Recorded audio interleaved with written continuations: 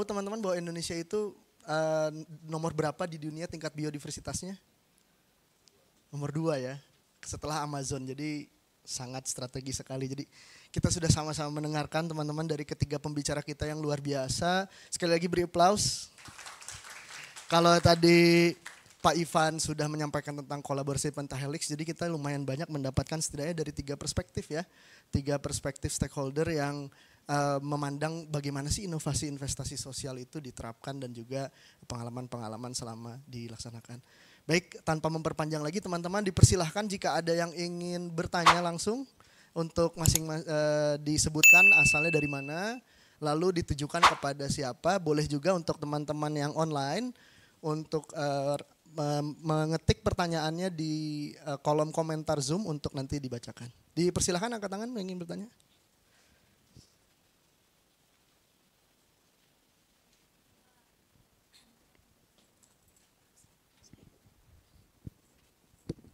Oke, baik. Terima kasih atas kesempatan yang telah diberikan pada Mas Gilandi. Oke, tadi saya menangkap dari Bapak Kemal bahwa Menko Energi itu bisa dikatakan adalah sebuah perusahaan yang dalam upayanya membangun desa yang tangguh dan berkelanjutan melalui program CSR di bidang pendidikan, ekonomi, lingkungan. Nah, pertanyaan saya kepada Bapak Kemal, pada perusahaan Menko Energi ini kan tadi sudah menjalankan beberapa program pemberdayaan seperti di bidang pendidikan, di bidang ekonomi dan lingkungan. Apakah ada penyesuaian program yang dilaksanakan dengan apa yang diinginkan oleh masyarakat? Misalnya pada saat ingin melakukan program di desa tersebut, bagaimana caranya dari perusahaan Menko Energi ini menyesuaikan kebutuhan dan potensi yang ada di desa tersebut sebelum menjalankan program tersebut. Baik, mungkin terus pertanyaan kedua kepada Bapak Kemal juga, tadi kan perusahaan ini adalah suatu perusahaan yang berinvestasi juga ya melalui pemberdayaan masyarakat. Nah, menurut bagaimana caranya Bapak menarik perusahaan-perusahaan untuk berinvestasi melalui program pemberdayaan? Mungkin itu saja pertanyaan saya. Sekian, wassalamualaikum warahmatullahi wabarakatuh.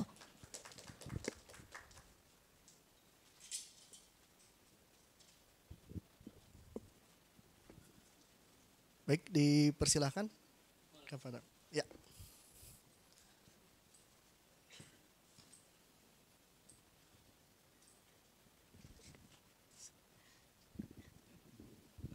Mohon maaf gagal. Oke, pertanyaannya sebenarnya adalah kalau saya bisa merewarding lagi bahwa pertanyaan itu program itu dilakukan proses pemilihan atau apa gitu. Jadi setiap program yang kami lakukan itu memang harus diawali dengan harus ada dasarnya dulu tuh ya. Misalnya ada hasil musrembang des atau kecamatan atau kabupaten gitu ya. Kemudian tidak cuma satu gitu. Kami juga biasanya cari dokumen yang betul-betul di approve oleh pemerintah gitu dari provinsi gitu ya. Kemudian setelah itu gitu baru kita lakukan diskusi gitu ya. Jadi program hampir semua program yang jalan di tempat kami itu tidak ada yang instan gitu. Itu pasti hasil diskusi gitu ya. Bahkan ada diskusinya sampai meruncing gitu baru kita ketahui gitu bahwa ini levelnya mereka butuh atau mereka ingin gitu ya. Jadi itu yang kita lakukan dan buat saya sih sebenarnya ini proses umum gitu ya. Hampir semua orang akan melakukan. Tapi memang kadang-kadang ada saja gitu ya program-program yang istilahnya ya tiba-tiba jatuh gitu dari langit gitu ya. Terus terang waktu pertama program ketahanan pangan itu kan dari dari langit istana yang lain gitu ya. Dan itu kita juga kaget gimana caranya menyikapi gitu. Dan pada saat itu sayangnya kami mengambil langkah untuk tidak mendukung langsung gitu ya. Ya terus terang dari sekretariat ke Wapres itu cukup upset juga gitu. Tapi kami terus terang kami sulit menerjemahkan kalau model yang, jadi ada model yang diberikan Pak ketahanan pangan yang dia mau itu yang saya anggap tidak cocok gitu di tempat saya apalagi gitu, karena orientasi kami di ketahanan pangan itu bukan skala ekonomi dulu gitu. Yang kami kejar justru hanya memperkenalkan dengan target kami itu ibu-ibu PKK gitu, kecil gitu ya. Tanamannya di halaman aja gitu, itu target pertama itu. Setelah berinteraksi 1,5 tahun baru kita tahu nih, oh si ibu A ternyata punya relasi, ya relasinya itu kalau ibu PKK itu panen, mereka datang gitu ya. Jadi itu, jadi kita mulai catat tuh, oh ini potensinya dibeli gitu. Nah kebetulan memang kebanyakan tanaman yang dilakukan awal itu yang sangat sangat digemari ya itu cabai gitu ya. Cabai gitu, cabai merah dan cabai hijau gitu ya. Ya ini di wilayah Natuna gitu ya, di tempat di mana cabai itu idola sekali gitu ya. Dan itu bisa kelihatan bahwa para pelaku ekonomi ini merasa bahwa ini bagus kok cabainya gitu ya. Begitu panen atau ada informasi panen, oh hari Senin mau panen gitu. Mereka datang untuk memperlihatkan saya ingin gitu. Tapi itu kan kita bisa terjemahkan sebagai potensi pasar ya.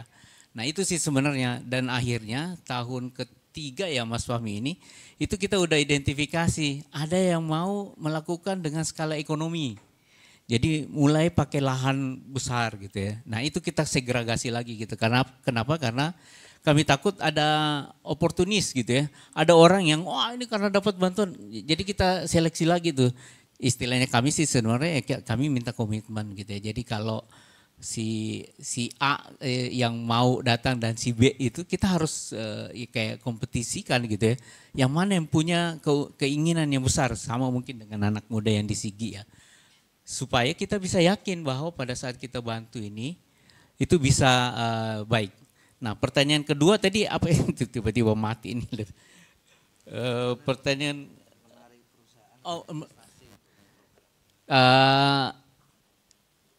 kami melakukan kegiatan murni pakai biaya perusahaan gitu ya. Jadi kami tidak menawarkan justru ya. Bahkan kalau ada program yang menarik mungkin kita akan uji cobakan gitu ya. Ingat lagi bahwa proses penentuan program itu cukup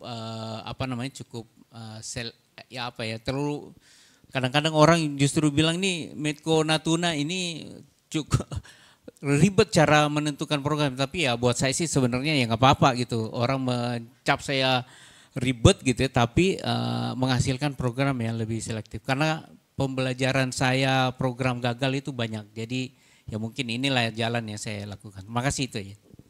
Baik, terima kasih. Selanjutnya penanya kedua ini kita, banyak juga ya. Kita baca dulu ya yang ada di layar. Dari yang di atas sebelumnya Pak.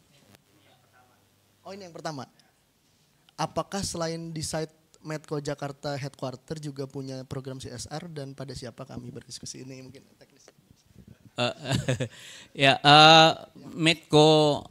Medco Natuna yang saya gawangin itu adalah satu WK, satu wilayah kerja kecil di Natuna gitu ya.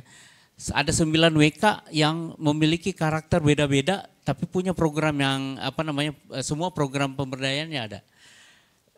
Justru kalau di Jakarta itu nggak ada program gitu ya. Programnya itu adalah program di daerah. Tapi kalau mau diskusi silahkan nanti saya titip ke panitia untuk email atau nomor telepon yang bisa dihubungi. Lalu apakah, ini buat Bu Gita, apakah koalisi ekonomi membumi hanya beranggotakan perusahaan besar ataukah yang mikro tapi jelas berdampak seperti bank sampah boleh menjadi anggota? Ya ini mungkin klarifikasi dikit ya, kalau dari sisi koalisi isinya itu sebetulnya adalah teman-teman enabler kita bilang ya. Jadi non-profit maupun profit company yang memang membantu teman-teman pengusaha. Jadi isinya misalnya contohnya Madani Berkelanjutan, kita juga punya Catalyst Investment, ada Angin, ada Installer, jadi banyak inkubator, akselerator, venture builder, we also have NGOs yang advokasi, mungkin biar gampang kebayangnya, aku nggak tahu nih ngeliatnya kemana karena online ya. Hai, karena dari online. Halo, nggak tahu tadi namanya nggak kebaca, biar bisa disapa. Siapa sih Mas yang nanya, boleh nggak?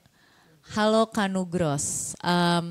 Jadi rata-rata itu aku cerita aja 5 working group. Jadi ada working group advokasi, ada working group enabler and pipeline, terus ada working group juga yang fokusnya ke investment dan fundraising, ada working group communication sama narasi, dan monitoring, evaluation, dan learning. Nah, 5 working group ini diisi organisasi semuanya yang enabler. Jadi kalau ditanya ini anggotanya pengusahanya sendiri atau bukan, jawabannya bukan gitu ya. Nah, kliennya siapa dari koalisi ini? Kliennya ada 3 macam. Kita membantu pemerintah dari sisi nasional maupun daerah. Target kita bisa membantu 100 daerah di provinsi, kabupaten, tapi KPH juga. Nanti konsesi juga bisa, pemilik konsesi tapi 100 jurisdiksi gitu. Klien keduanya itu adalah pengusahanya sendiri. Nah, pengusahanya ini isinya seperti tadi saya jelasin di slide, itu justru kita anchoringnya ke perusahaan kecil menengah di bidang bioekonomi. Nah, cuma kalau lihat dari rantai pasok, bidang bioekonomi itu nggak melulu yang benar-benar megang komoditasnya, tapi bisa juga pengusaha yang memberikan jasa untuk bisa memperkuat si rantai pasoknya. Jadi yang memperkuat itu misalnya perusahaan logistik atau perusahaan yang memberikan akses keuangan, atau bisa juga perusahaan yang mengelola sampah. Bisa juga yang memberikan akses energi yang baru terbarukan gitu. Jadi ini semua dikurasi. Kayak dari 2023 kita udah kurasi hampir 4.000-an deh. 4.000 perusahaan gitu, karena dikasih datanya Kemenkop UKM waktu itu, terus datanya Smesco juga gitu dari situ, tapi yang akhirnya dijadikan champion karena kami juga resource-nya nggak sebanyak itu gitu ya kemampuannya. Hanya 15, dan ini kita sebut sebagai namanya CAM Companies Network. Atau jaringan perusahaannya CAM. Jadi kalau ditanya apakah boleh atau tidak bergabung, tentunya bisa kalau ingin dan tertarik gitu ya. Cuma memang skala gitu. Pada akhirnya kita memutuskan untuk memprioritaskan skala kecil dan menengah yang bisa scalable. Kenapa? Karena menurut kita kalau merekanya itu terbantu, maka seluruh rantai pasok yang di hulu, di mana di situ banyak yang ultra mikro dan mikro, bisa keangkat gitu sih secara prioritas.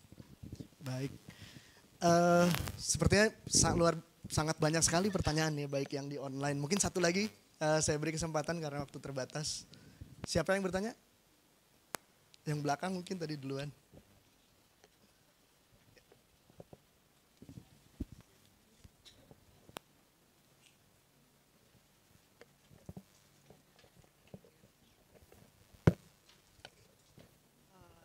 Iya, permisi. Selamat siang semuanya. Sore ya, udah jam 3 lebih. Oh, jam 3 mau jam 3. Perkenalkan, saya Triwahyu, foundernya Lalita Jyoti. Jadi di sini bukan mahasiswa IPB tapi umum.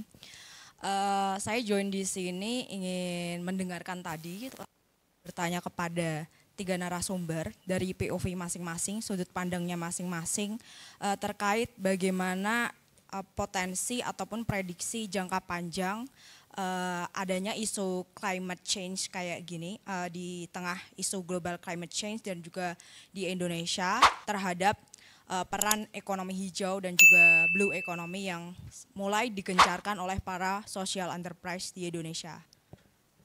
Oke, sekian, terima kasih mungkin.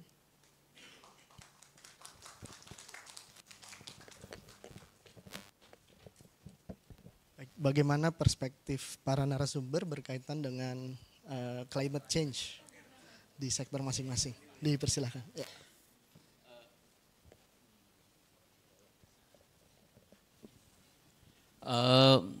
Kalau ditanya perspektif gitu ya, sebagai ya saya hanya bisa jawab sesuai dengan perspektif yang ada di Medco ya, Medco Energy. Jadi kami dari tahun kira-kira 4 tahun lalu itu sudah melakukan assessment tentang ini keberlanjutan dari industri.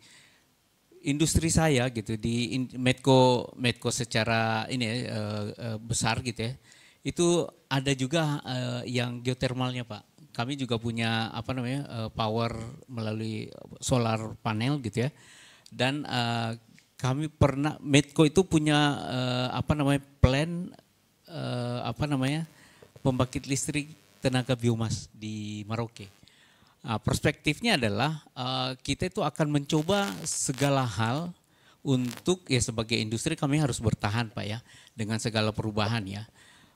Pada saat foundernya Medco menyatakan bahwa kita harus masuk dan bisa berubah menjadi perusahaan yang menetapkan bahwa climate change itu adalah ancaman gitu ya. Itu yang kita lakukan ya benar-benar melakukan assessment, bahkan terus terang ini dari sisi organisasi ya. Kami punya satu departemen yang dikepalai oleh senior manager, itu isinya adalah bicara tentang climate change dan sustainability dari perusahaan kita, karena risiko ya istilahnya ini kami ini perusahaan gitu yang butuh makan gitu, butuh pendapatan untuk menggaji para karyawan gitu ya. Dan kalau melihat bahwa ini ada climate change yang terjadi gitu, apa yang harus kita lakukan? Itu sudah kita bicarakan dan sebenarnya buku sustainability report itu terbuka kok, bisa diambil di download dari website Medco Energy International. Dan itu sudah ada actionnya gitu. Bahkan ya kita juga harus lihat karena Medco itu bukan cuma di Indonesia ya, ada di Thailand gitu ya, kemudian ada juga di Oman, bahkan ada di Amerika gitu ya, yang harus menyesuaikan dengan aturan-aturan yang ada di negara masing-masing ya. Nah, kalau di Indonesia kami udah bisa saya tawarkan, daripada saya jelasin panjang di sini, ada buku tentang sustainability report kita gitu ya, yang bisa di-download umum. Jadi bisa dibaca. Nah, kalau dari situ diskusi ada hal yang perlu diskusikan, ayo nggak apa-apa, saya bisa nitipkan email atau nomor telepon kepada panitia. Makasih. Terima kasih. Selanjutnya. Iya. Jadi sebenarnya kalau dari sisi krisis iklim, ya kayak sedang mencoba untuk transisi juga nih dari cara penyebutannya nih Mbak. Karena kalau perubahan iklim tuh kayaknya emang berubah itu ya emang akan selalu berubah gitu ya. Tapi permasalahannya memang dari tahun 2020 pas banget keluar pandemi, memang report secara global menyatakan ini tuh jadi udah krisis karena banyak hal yang sebetulnya tidak dapat diputar kembali. Jadi banyak hal yang udah irrevocable dia bilang gitu. Makanya mitigasi sama adaptasi dua-duanya harus jalan secara berbarengan. Nah sebetulnya itu juga latar belakang kenapa si koalisi ini tuh terbentuk sebetulnya. Karena kita melihat sumber emisinya Indonesia kalau kita kaitin sama krisis iklim gitu ya. Yang paling gede itu apa sih? Dua sebetulnya kan. Energi sama perubahan lahan, alih fungsi lahan. Nah terus kalau misalnya kita lihat dari sisi alih fungsi lahannya terkaitnya sama apa nih gitu. Oh ternyata ada sektor-sektor tertentu gitu kan. Makanya gimana ya caranya supaya kita ngerem alih fungsi lahannya itu agar mungkin kita masih bisa lah gitu ya menyelamatkan sebagian atau yang sudah rusak bisa direstorasi juga gitu. Kenapa akhirnya muncul ide bahwa yuk kita dukung yang bagian ini yuk gitu. Supaya at least berkontribusi sebagai solusi. Tapi yang saya paling suka dari teman-teman Camp Companies Network nih yang emang jualan kopi, jualan kakao gitu. Mereka selalu bilang, iya peduli sama krisis iklim itu karena bisnis kita gak akan survive kalau krisis iklim itu terjadi. Kenapa? Karena tanahnya rusak, airnya rusak, udaranya rusak, mau nanam apa aja gagal. Jadi mau bikin apa aja gak akan jadi.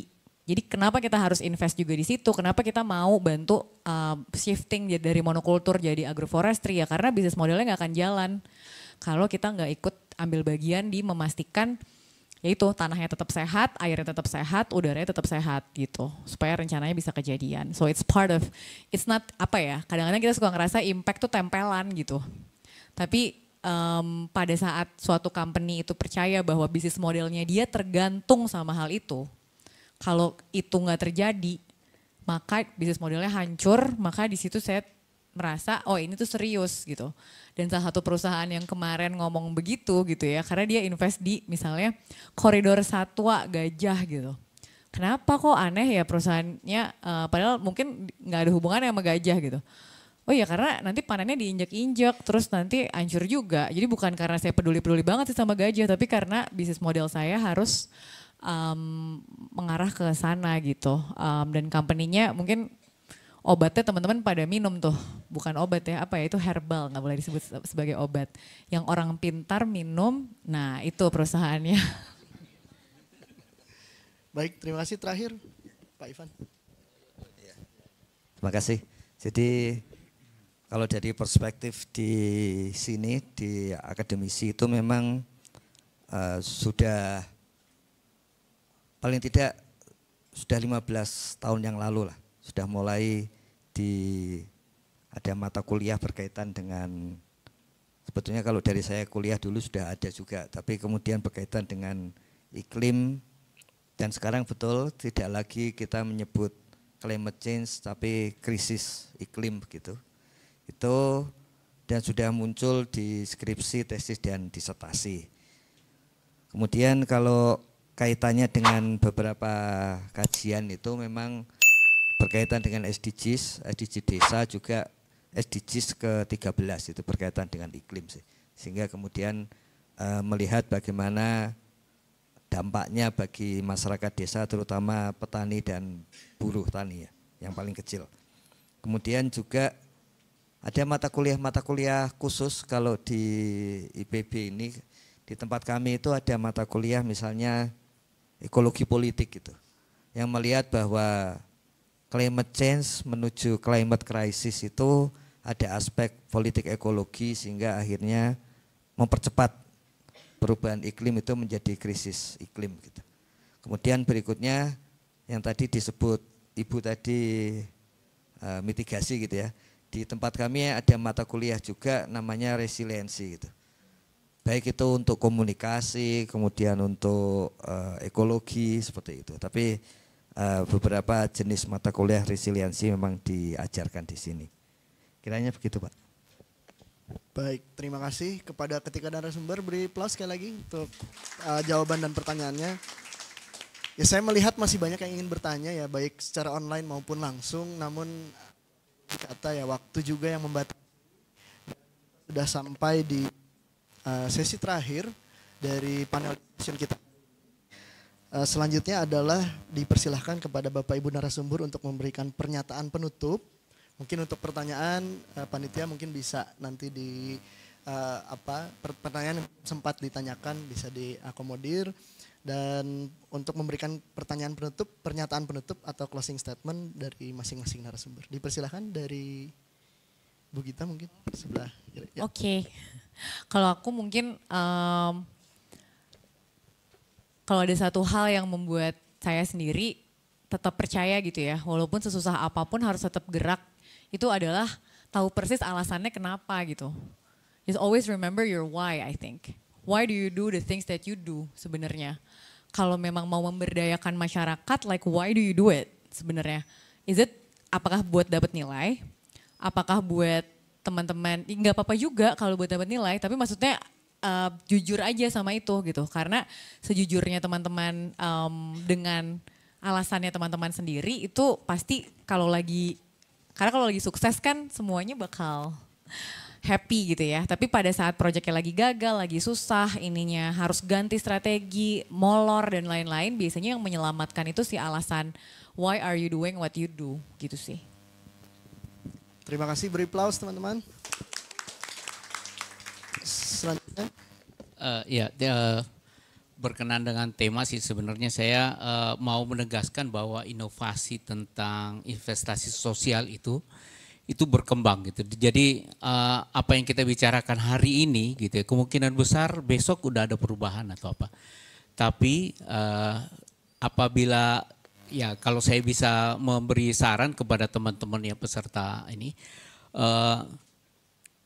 kalau bicara tentang investasi itu seperti menanamkan sesuatu untuk kita petik gitu. Jadi jangan takut gitu ya. Kalau kamu menanam padi gitu ya, mungkin yang selain padi kamu bisa menemukan rumput juga. Tapi kalau kamu tidak menanam apa-apa gitu ya kita nggak tahu kamu menemukan apa. Jadi itu aja sih mungkin dari saya Pak. Terima kasih. Baik, terima kasih Pak Kemal. Terakhir Pak Ivan. Ya, saya kira masih banyak tugas kita gitu untuk bisa menemukan berbagai ukuran indikator gitu yang bisa sesuai dengan kondisi masyarakat desa, terutama golongan bawah. Ya. Terima kasih. Baik, terima kasih. Dan ketiga pertanyaan penutup yang sudah kita dapatkan dari ketiga narasumber, berakhir pula panel discussion kita hari ini. Telah kita sama-sama dengar pemaparan dari berbagai stakeholders ya. Kalau kita melihat dalam perspektif kolaborasi seperti itu. Dan tadi jangan pernah menyerah, cari why-nya untuk Indonesia lestari dan untuk Indonesia yang lebih berkeadilan ke depan.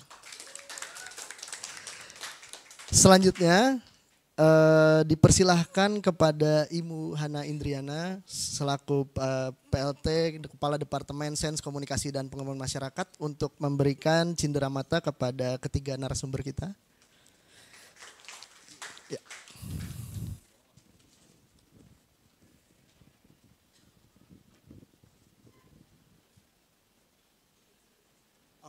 Untuk Ibu Zesi Ardinal Barlan juga dipersilahkan untuk ke depan. Memberikan.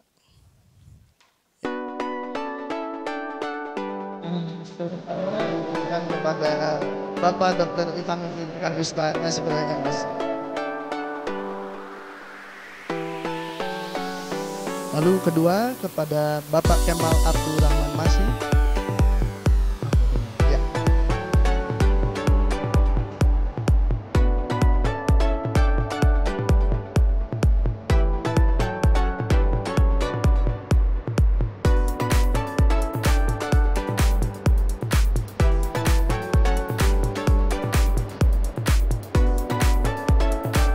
Lalu kami mengundang Ibu Zesi Ardinal Barlan untuk memberikan cenderamata untuk narasumber kedua kita, Bapak Kemal Abdurrahman Mas.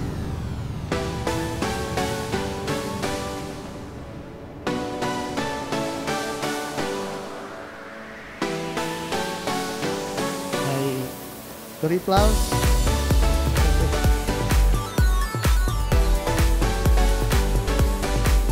Dan terakhir kami mengundang Bapak Ponco Nugroho selaku Project Director Social Investment Indonesia untuk memberikan cenderamata kepada pembicara ketiga kita, Ibu Gita Syahra.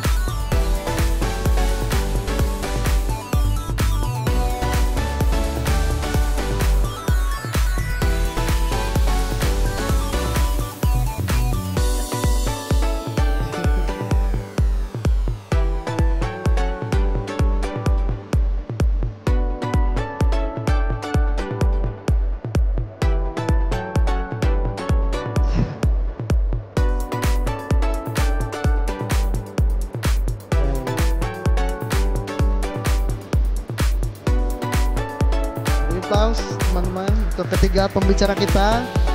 Terima kasih banyak. Saya persilahkan untuk kepada pembicara dan narasumber untuk kembali ke tempat masing-masing. Dengan demikian berakhir sesi panel diskusi kita. Selanjutnya saya Gilandi Ramadan selaku moderator hari ini mohon undur diri. Wabillahi taufiq wal hidayah. Wassalamualaikum warahmatullahi wabarakatuh. Waalaikumsalam warahmatullahi wabarakatuh.